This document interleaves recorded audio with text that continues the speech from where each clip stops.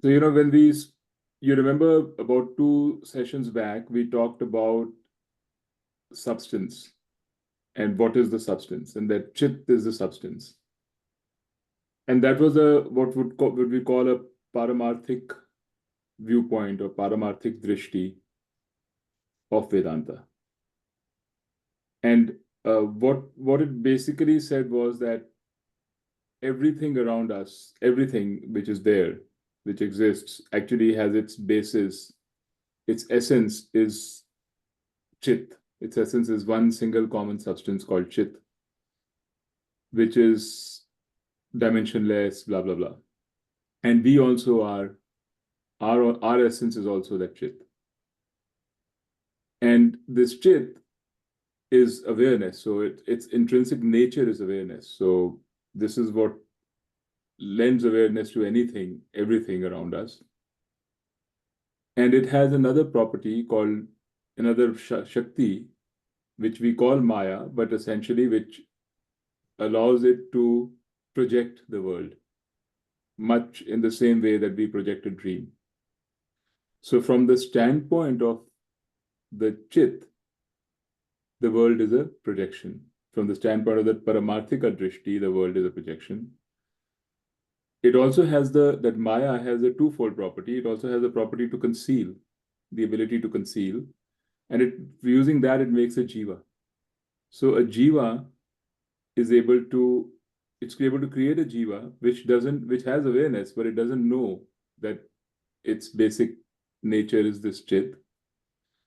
It sees itself as different from everything else and is therefore able to experience everything else. And it's able to experience because the reason it can experience is because there is this common chit between everything. If there was nothing in common, we wouldn't be able to experience.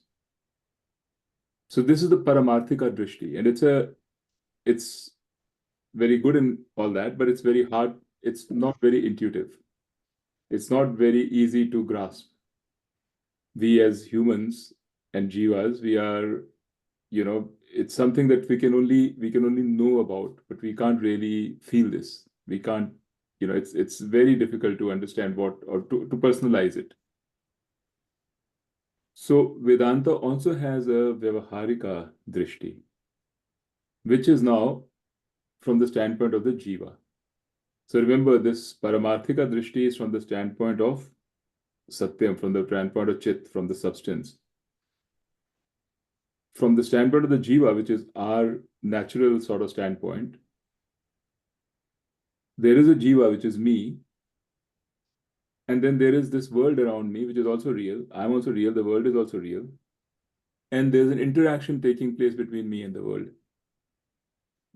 So that is the basis of the Vyavharika Drishti, the transactional Drishti.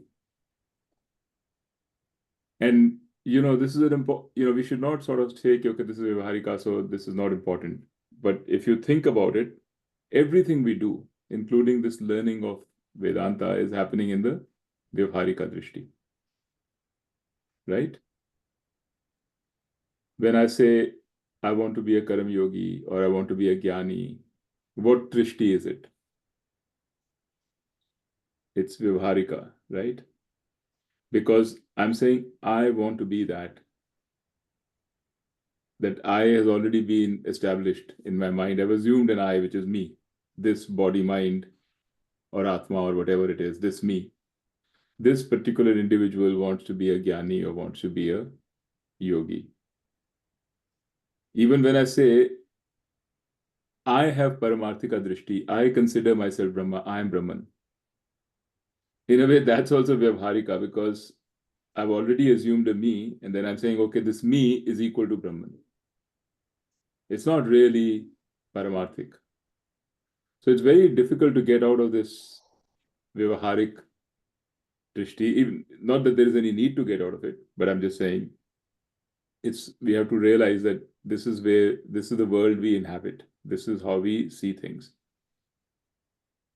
And Vedanta has a perspective on this. So, so if you look at it from Paramarthika perspective, then what is important is Satyam, Chit. The Maya just happens to be mithya. All kinds of experiences are happening, not happening, not important. We don't need to worry about why those experiences, what those experiences. We are concerned only with the chit, which is the substance, and say everything else is mithya. But if you look at it from the Vyavaharika Drishti, then those experiences are happening to you. Then you're very concerned about why these experiences are happening to me, why something good is happening or why something bad is happening, right? For a Vyavaharika Drishti, this jiva is real.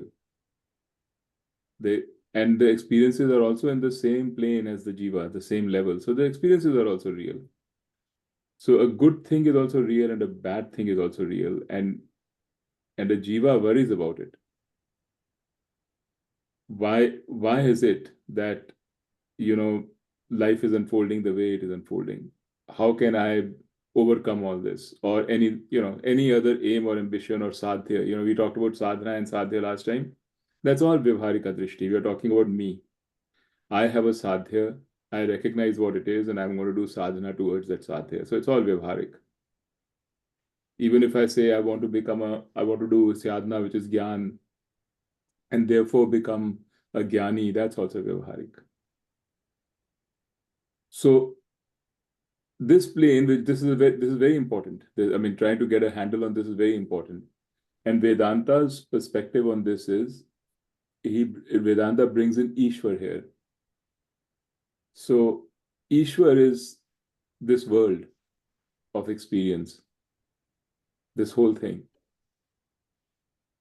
If something good is happening or something bad is happening, it's Ishwar. So this is where Ishwar becomes important. So we'll get into that a little bit more. So first thing about this, now we are looking at it purely from a Vyavaharika Drishti, okay? There is a me, there is a jiva, and I see a world around me. First thing that I want us all to understand is that this world is intelligent. There is an order in this world. And we take it for granted. So you see, you can sort of, there are laws. The whole universe is governed by laws. Even I am governed by laws. Even the law of karma is a law that if I do something good will happen, return somewhere. If I do something bad will happen sometime. I will incur a pap. Why is that so? Why is it that this law exists? Why is it not possible that if I do something good, something bad will happen to me? That sometimes it's a punya, sometimes it's a pap. Why is it constantly given as a law and we all say, okay, that's a law? Why does the earth revolve around the sun in a trajectory which scientists have been able to figure out, and it always does that? The sun is always appearing from the east and always setting into the west. Why is it that if I'm a human being and my child will also be a human, why can't my child be something else? So all these laws exist. Somewhere these laws have come from.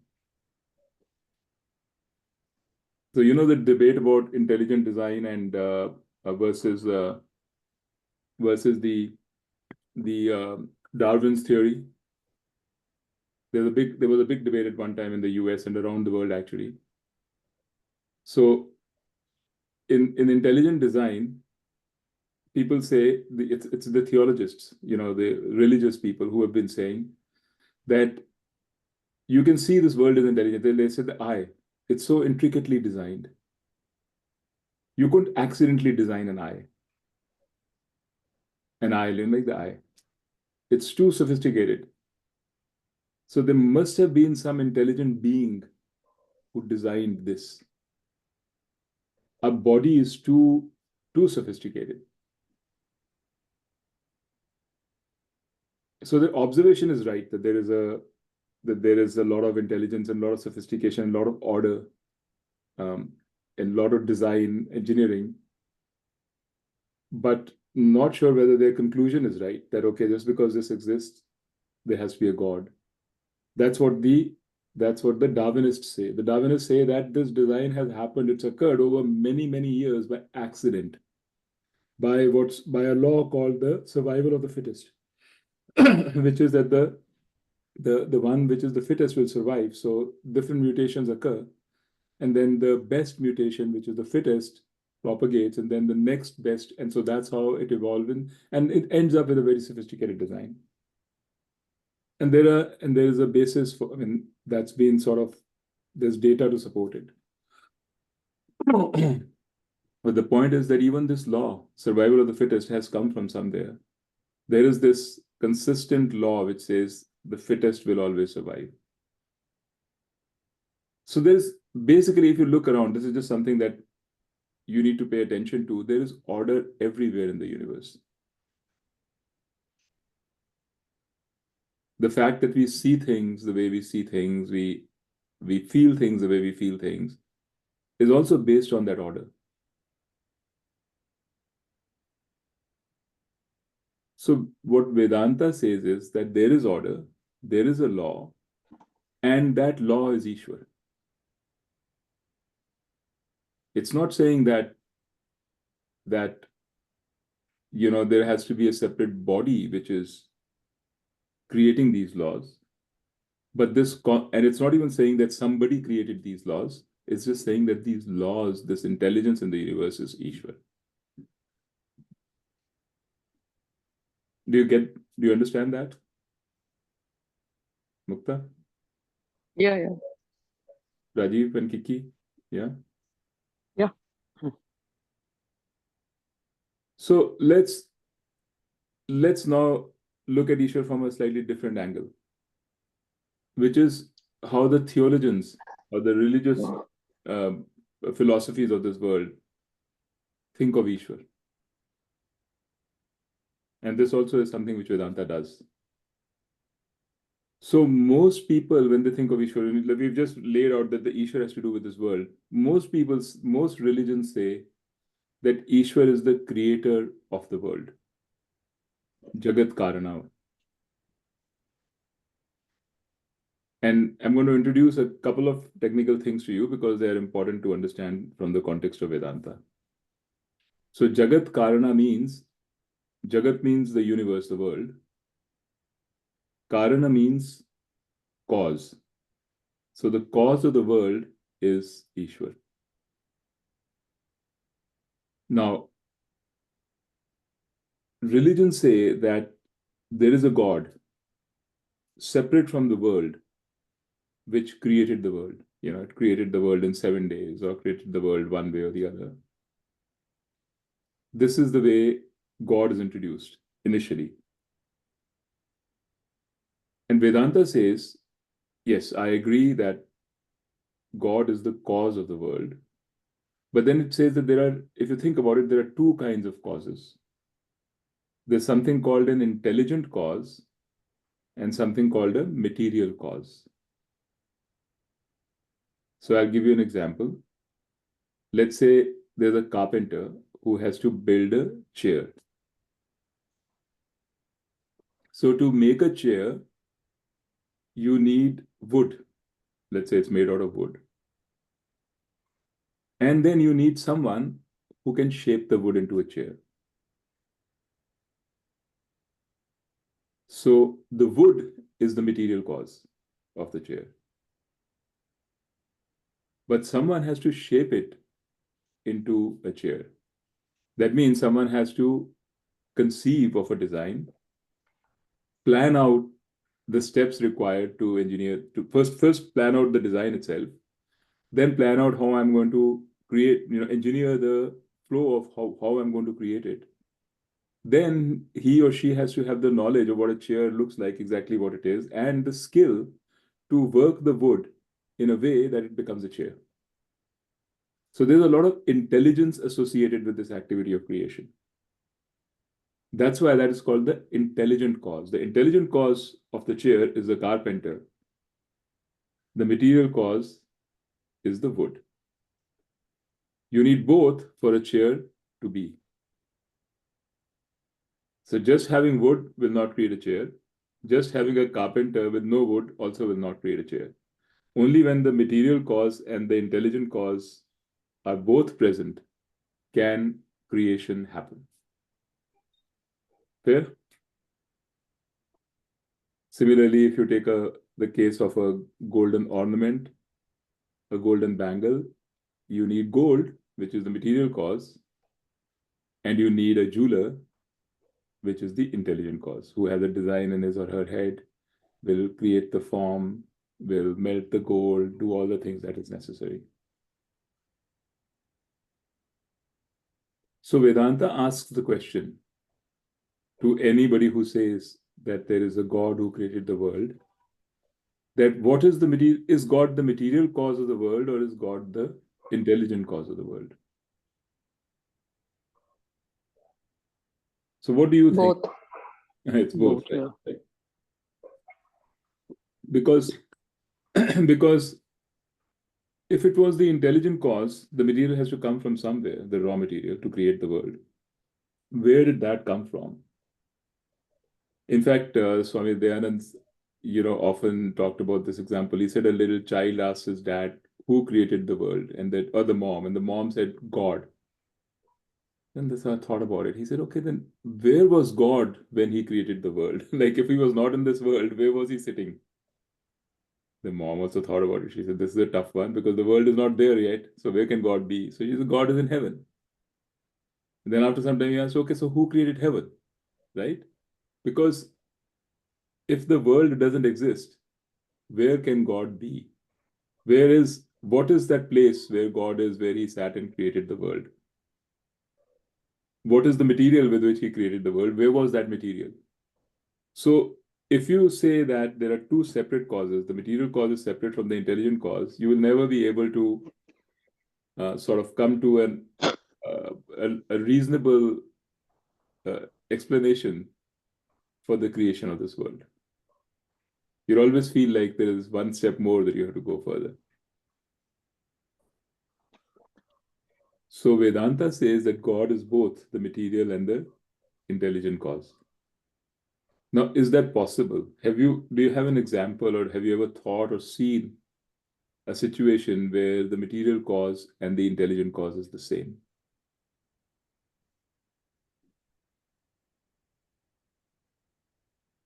The spider example. Yeah, Spider example. yeah. So Vedanta gives two examples. One is the spider example, where the when spider creates a web, the material for the web comes from the body of the spider. It is the spider itself. And the intelligent cause is also the spider. And then when the web is destroyed, or this when it's time to take it back, the spider reabsorbs all the net itself. And the other example is your dream, our regular usual suspect dream examples, where everything in the dream, all the people, objects, buildings, whatever it is, are all created by your mind. And the material is also your mind, and the creator of the dream is also your mind. What the dream should look like, how the events should unfold, what you as a dreamer inside the dream, the dreamer you, what you should know and what should come to you as a surprise, all that is created by your mind, nothing else. So there is only the single mind, which is the material and the intelligent cause of the dream. But these are all um, imperfect examples because they're all happening in space and time. And we are talking about a creation which is where we are saying even the space and time are created. Although actually in a dream, you can say that the space and time are also created. But the mind which is creating it is lying down somewhere on a bed asleep, which is not the case, in the creation of this world. There is no other place where anything is lying down. That's why we say that the chit, which is the essential cause, is not in space and time. It's just impossible to conceive. But the idea is that the the Chit or Ishwar, which is Chit plus Maya. If you look at it from the standpoint of the Maya, from a Vyavaharika Drishti, Chit is called Ishwar. From a Paramarthika Drishti, Chit is called Chit, the substance. So we are now looking at it from a Vyavaharika Drishti. So this Ishwar is both the material and the intelligent cause of creation. You just have to be very clear about this. So we said three things so far. The first thing we said is that there is a Paramarthika Drishti and a Vyavaharika Drishti. The Paramarthika Drishti is sort of the ultimate vision of Vedanta, but the Vyavaharika Drishti is extremely important because that is our Drishti. That's how we see this world. Everything we are doing is transactional. We can only think and talk about ourselves as an individual. So that's number one. That there is a Vyavaharika Drishti which is extremely important. Then we said, within this Vyavaharika Drishti, there exists a creation all around us, including us. Our body too is created. And all of this has an order, a very intelligent order. Even our body has an order. If I eat more, I put on weight. If I eat less, I reduce weight. I mean, there are laws. For the smallest thing, there is a law. How the cell functions, there's a law. For the largest thing, there's a law. It's order within order. So there may be one ultimate law, one ultimate truth from which multiple laws have emerged. That's fine, but there are laws everywhere. This creation is governed by order and law. And that order and law is what we call intelligence. That is the second point you have to fully grasp. What you see around you, what you think of as so many varied things, are all part of an order. The fact that you see something is also part of an order, a law. If light strikes your eye in a particular way, this is what you will see. This is the color you will see. This is the form you will see. Is also written. Is also is a law. Is an order. We may not have fully understood all the order in the universe, and science is trying very hard to do it, but it is there. If there was no order, there will be no science. There'll be no system. There'll be nothing we can anticipate. There'll be no study. So all this order has to be recognized. And you have to be aware of this order. And this order is Ishwar. That was our point number 2. The point number 3 was that this Ishwar is both the material and the intelligent cause of the world. That this order not only creates the form of the world and everything, but also the substance, the way we think about it from a Vyavaharika Drishti. Everything is based on order. And this Ishwar, this world is nothing but Ishwar. The form is also Ishwar, the substance is also Ishwar, in other words. This was point number 3. So now I'm going to ask you a question. This is sort of semantic. If we say the intelligent cause, let's say the carpenter, in relation to carpenter being the creator of the chair, how would you describe it? The carpenter, what the chair? What verb will you use?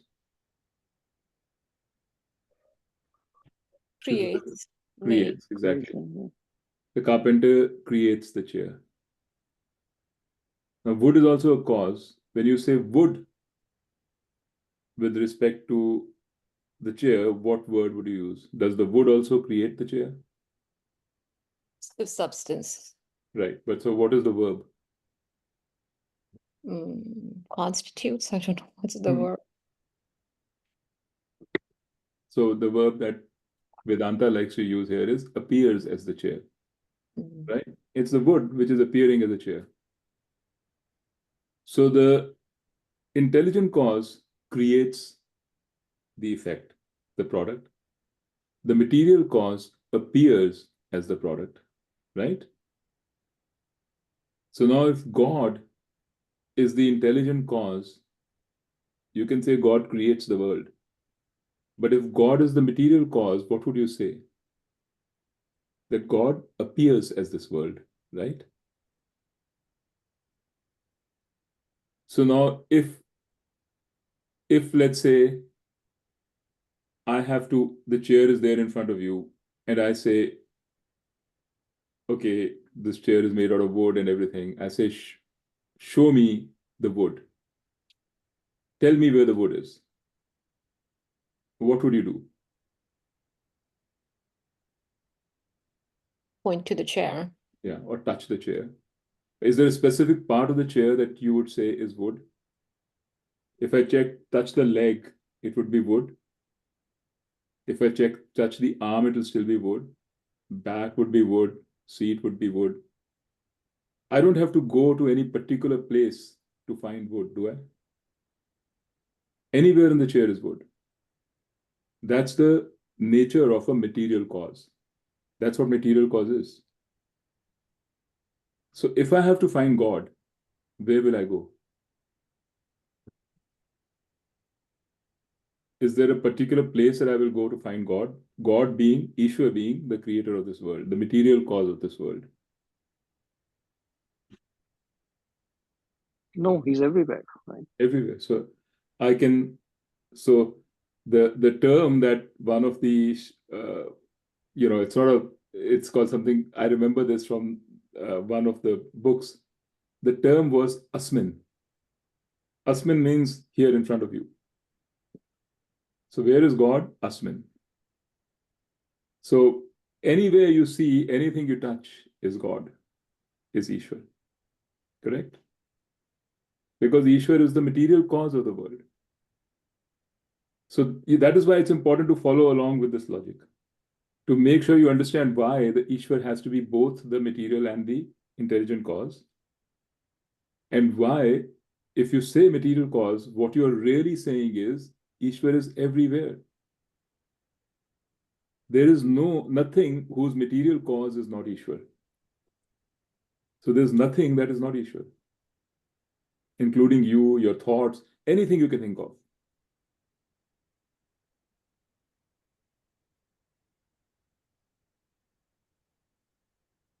This is not just for saying, this is not just to, something which seems nice and okay, we think about it and we forget it, we go back.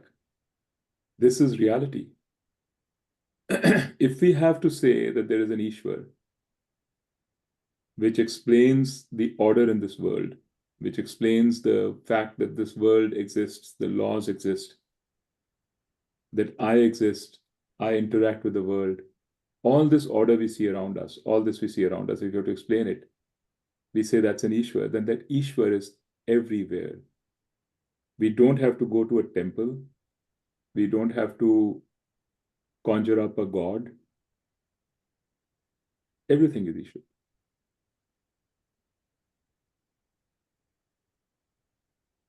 So this is Vedanta's perspective or Vedanta's teaching on Ishwar. I mean, I've summarized it in a very, very quick way. There's a lot more detail, but this is the essential point.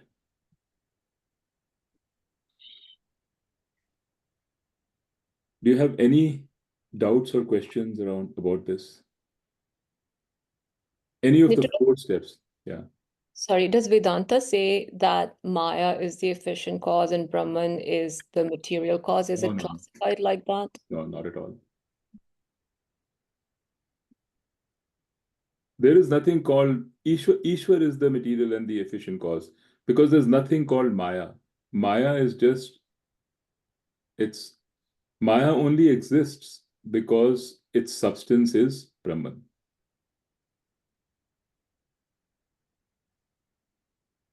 I think I've asked you this question before, but when Swamiji and Carol say that Maya is an incidental property of Brahman.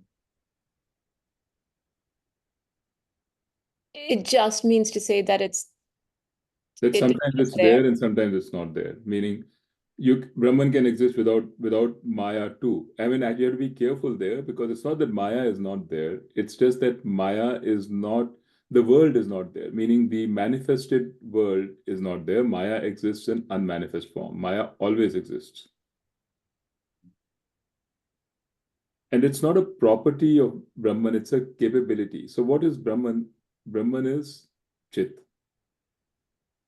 So let's say I have the ability to understand mathematical problems, or I have an ability to play tennis. That is not my property. That's not my essential me. It just happens to be an ability. So that's the way to think about Maya. It's an ability. It's not what I am. What I am is Chit, awareness. I mean, talking from a point of view of Brahman. But Brahman has this ability, the Chit itself has this ability to project. This is how Chit works. If you're thinking, Chit can be thinking. How do you think? You think by projecting. You think by projecting the future, or projecting an environment, or projecting a situation gradually. That is what thinking is. What else is thinking? You're projecting something in your mind. That's Maya. That's all there is. Because it's Chit, it can project. That is what distinguishes between a Chit and something which is not Chit. Something which is, not alive. Something which is, क्या कहते हैं? Insentient. Insentient, yeah. That it cannot project. It can't think. It can't conceptualize. It can't project. Awareness is, how would you distinguish between something which is aware and something which is not? Is this ability to project. It just comes with Chit. That's Maya. It's just in the case of God, they say that the ability is so extreme. We have limited abilities, whereas Ishwar has this ability in abundance. It's infinite ability. It's so much that it can create and conceive this whole world. We can do a little bit at a time. Maybe we can think of 4 moves ahead in a chess game. That too, 2 moves ahead maybe.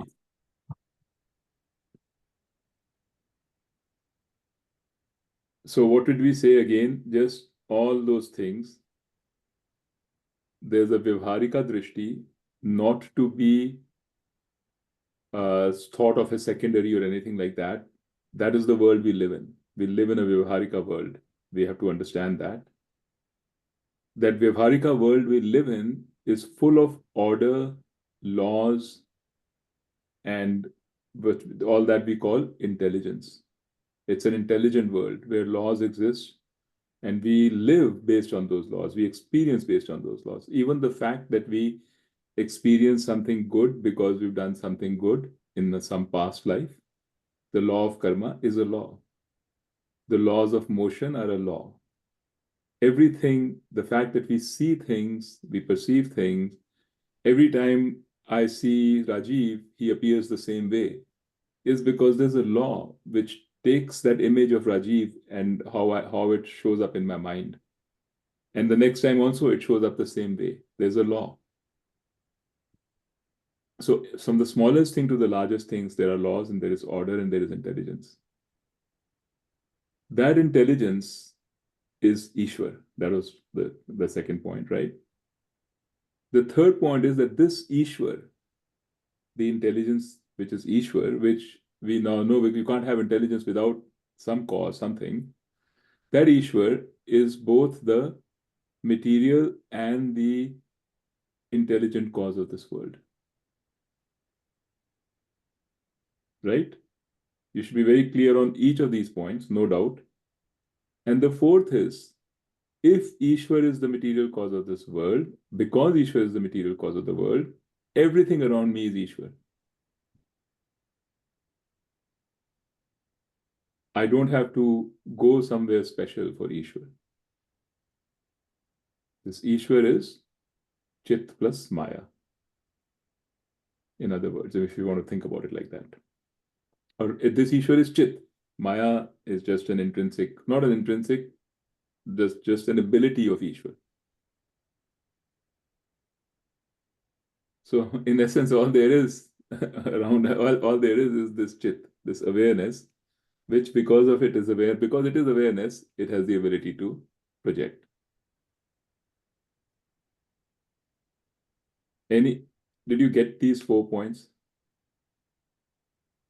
Mukta? Yeah. Yeah, Pakka? Yeah. Rajiv, Kiki? Yeah. Good reinforcement. Yeah. Okay. On the fourth point, though, sorry. Mhm. When you say, I'm just thinking back again to that Maya just being this ability of consciousness of Chit, to the ability to project, and I can kind of maybe see how that is natural. But then why is the ability to hide also natural? Like if I think, is that also natural in the same way? Yeah, I mean, when you think, you're hiding too. When you're thinking, let's say you're thinking of a scenario ahead, you're creating in your mind a Kiki, which happens to be in that scenario. You're projecting that scenario. You're assuming that Kiki is going to be surprised by something, or what happens if this happens, then Kiki will be. You are already creating a division between a Kiki and something else. You have that ability. It's all part of projection. How can you project without hiding? First of all, when you are projecting in your mind, you're hiding the world around you. You've already hidden it. Because otherwise you will be confused between what you're projecting and your projection in the world. At the moment that you're projecting, you're not seeing what is actually there in front of you. So projection requires the ability to hide in multiple ways. Then only you can project. That's why they say in dreams, when you're dreaming, your muscles stop working. Your mind, the connection between your brain and your muscles is cut.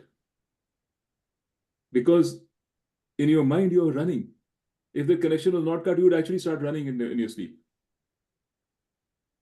That's why they cut that connection off. The body itself cuts the connection off. If you have to project properly, you have to hide. So you just think about all of these things in your own mind and see whether that is true or not. But that's the basis of Advait Vedanta. So now there's one more thing I want to say. Sorry, any question? No, I was just thinking about this conversation. So I just wanted to make sure when you say projection, right, is it synonymous to superposition? Are we talking about the same thing? Yes. Good point. It's synonymous to superposition. What we call adhyasa or superposition is this projection. Yes. Okay. It took me a while. That's very powerful, actually. Yeah, I mean, we're talking about projection here, but it's the same thing, right? Yes, it's the same thing. If you're the fact that you're projecting a snake on a rope, let's say, just a small example, is because of Maya. Yeah. If you didn't have the ability to project, you'd never be able to project anything on anything. Anything, yeah, exactly. Good point. Okay. So the last thing I wanted to tell you about this is that we don't have to, Vedanta recognizes that we don't have to think about Ishwar as this world. There are three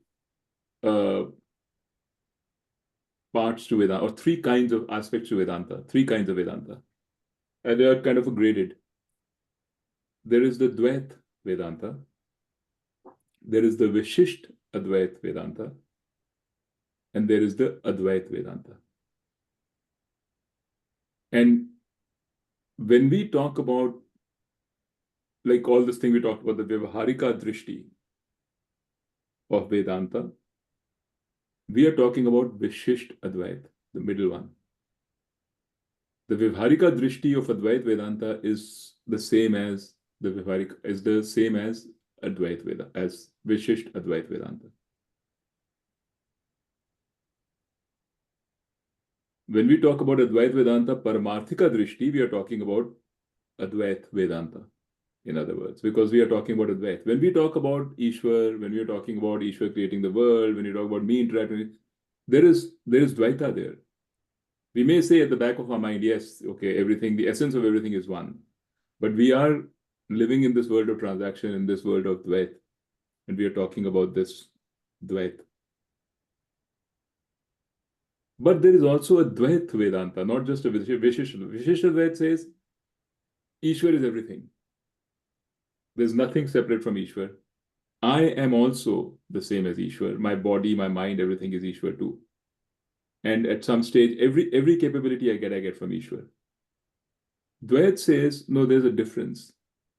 And in Dvait, you can even think about Ishwar as an individual, as a being, as Bhagwan Krishna, right?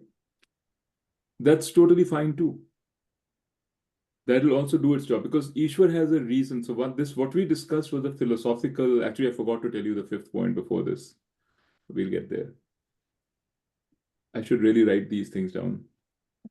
So the first thing is that it is perfectly fine to think about Ishwar as Krishna Bhagwan, as a separate God. And Gita says that. In many times, Gita says that. Gita says, Mad Bhakti, Mad Mada, be my Mad Arpan. मुझे मेरे को अपने आप को मुझ पे अर्पण कर दो. सब कुछ मुझे अर्पण कर दो. In fact, this Krishna consciousness takes all these things from the Gita and makes them real. They say, this is what God is. God is nothing but Krishna. So devote everything that you have to Krishna. That is their definition of bhakti. And Gita is totally, saying that is what you should do. There's no problem with that. So if you don't feel comfortable that Ishwar is everything, then Ishwar is whatever you want it to be. Make Krishna your Ishwar. The reason why we say this is because Vedanta leverages Ishwar as a sadhana, in sadhanas. So I explained the Ishwar to you from a sort of a metaphysical or a philosophical perspective. How Ishwar fits into this whole Vyavaharika Drishti. Right? You need to have an Ishwar to explain the laws of the universe, why the universe has intelligence. But Ishwar can also be used as a sadhana, a means for sadhana. When we say, for example, Karam Yoga, I want to dedicate all my work, all my activities to Ishwar. I will take the results of my work as a gift from Ishwar, prasad from Ishwar. There, the Ishwar is being used as a being with which you can relate. Is being used as a means to help you with your own antakarna shuddhi. Yeah? It's much easier there to think about Ishwar as Krishna Bhagwan or Ram or any other Bhagwan than this world. How do you dedicate everything to this world? I mean, you can, but that's what's actually happening. How do you take the results of your activities as a gift from this world, right? So it's perfectly fine because there you're using Ishwar as a means for your own mental purification. So where I was getting to this was, because Kiki, you had also raised this point last time and earlier also, that it do whatever is most comfortable to you. Because really we are talking all Vyavaharika. This is the Vyavaharika world. We don't need to push ourselves beyond our, we need to figure out what our sadhya is. Again, in other words, what is it that I'm after? And then what's the best way to get that? So that was the fifth point I wanted to make, which is that Ishwar can be thought about as, in any of these three terms, which are Advait, Vishishtadvait, and Dvait, Ishwar can be thought about as a separate being, as an individual God, which is what most religions think of Ishwar as. It can be thought of as this world and everything around me, the material cause, or it can be thought of as me, myself. I am Ishwar. The essence of Ishwar is the essence of me. Whatever seems most comfortable for you for the job at hand. The job at hand being your own growth, your own mental growth, purification, whatever you want to call it, your own happiness. So those were the 5 points.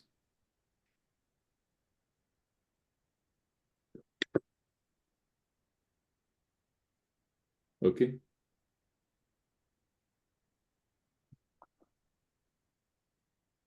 Any more insights, Sanjay? Any more connections with, like you did with Adhyas? I mean, sorry, Rajiv, not Sanjay.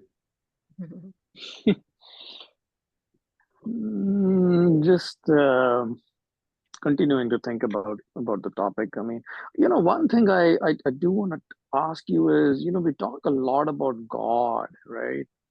And implicitly, I always relate God to like a male figure for whatever reason. Yeah, Right? sure.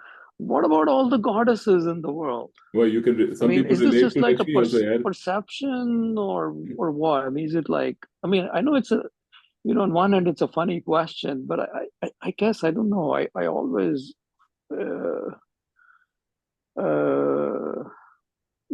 whenever we talk about gods, male picture shows up, right? Is it just me or is it coincidence or what? I mean, if you're thinking about Krishna, Krishna happens to be a guy, male. Yes, I know. And Ram also happens to be a man. I mean, there is Shiva and Brahma, and all of them happen to be men. So there are more men Vishnu than or yeah. but why is that the case? I mean, it should be an equal opportunity world, right? See, But the ladies are happy that you I'm asking. you listen to Swami Sarpriyanand, and he always talks about Ramakrishna's God was the mother being Yeah, Maya. He yeah. represented the I'm female just as being Ishwar. yeah. Somewhere like Shiva and Shakti. So that Shakti is the Maya of the god. Basically, I think that's how it has been said. Mm. Anyway, it's just The culture. power of, yeah, cultural thing. I mean, even in our terminology, I mean, we're talking about God, but I would say, why not goddess? Because that's to me is the equivalent female form, right? Yeah. Um, So anyway, I just thought I would, some cultures where women are more worshipped. you know. Even in India, there could be some It's stuff. basically in our culture and Sanskriti, and that's how we've been brought up. See, the Bengalis, they talk about Durga, Durga, yeah. Mhm. Kali and Durga. When they say, they use that as, give more predominance to use Ram. It's the culture, I think. Though I agree, most of the, like even in Islam and Christianity, it's all made. That's how it is.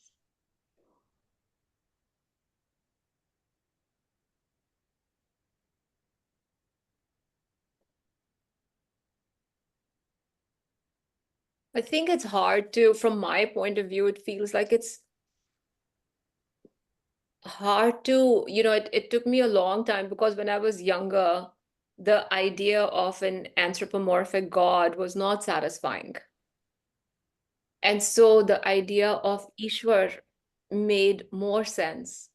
But now, with that background context, it seems that it is okay to again come back to the idea of an anthropomorphic God, because there is that larger context in that makes a little more sense. So I can say, if I am working through something, it's like you said, it's order, the psychological order.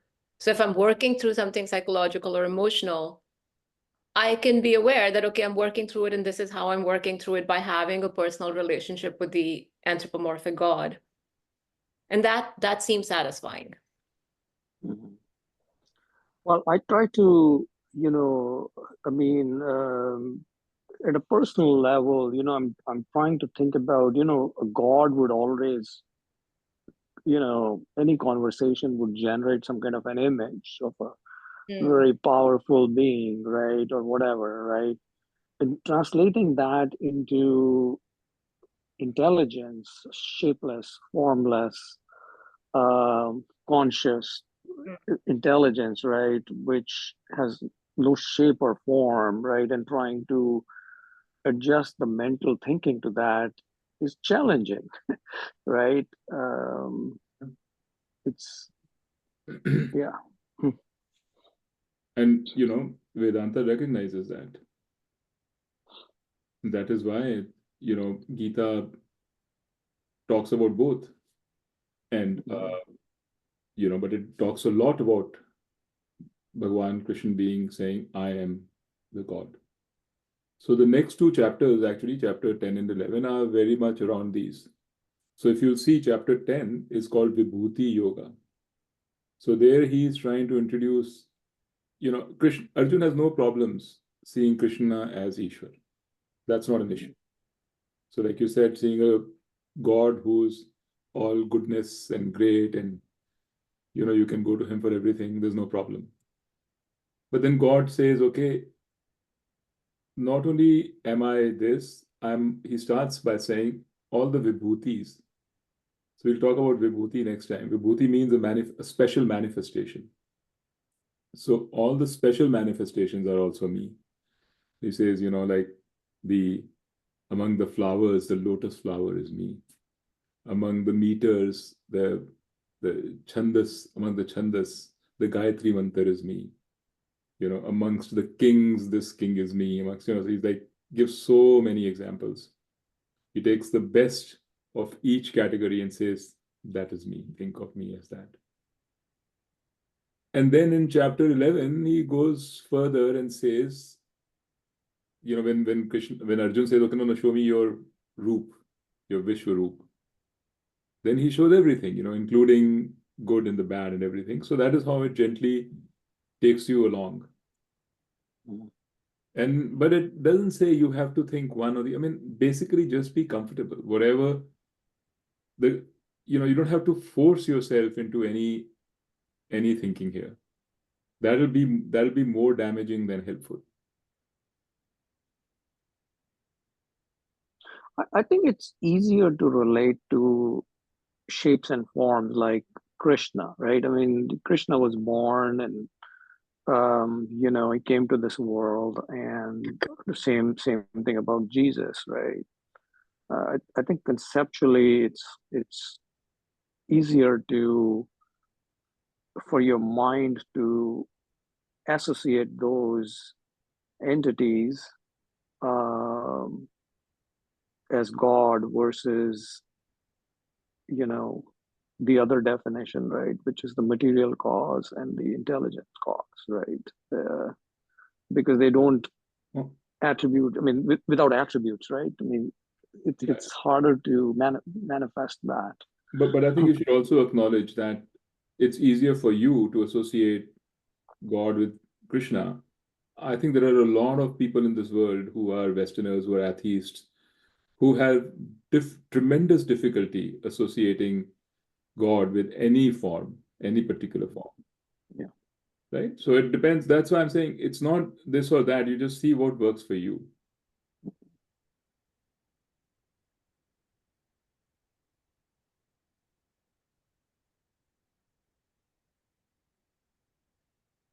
Okay. What else?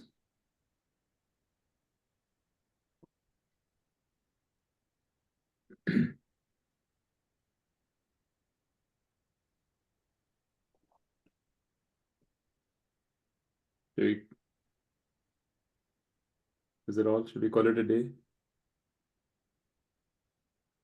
Yeah. I'm good. I'm good. Just need more settling down on the conversation today. So Yeah.